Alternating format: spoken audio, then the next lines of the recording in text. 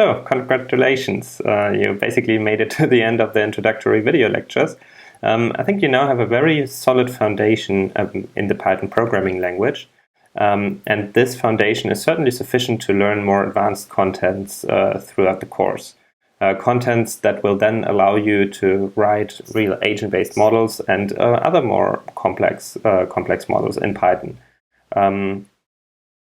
I hope that was not too much. I hope the way I explained the things were adequate to you.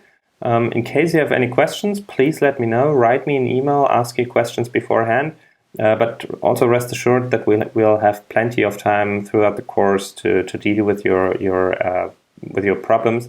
But I would really like to ask you that in case something doesn't work at all and you have serious issues, then please ask me beforehand, because many of these things are much easier to solve in a peer-to-peer interaction and not in the whole group in the classroom. So I'm very much looking forward for the course, and I hope you too. And I hope you don't switch courses right now that you did the introduction. So see you then soon in Neudietendorf.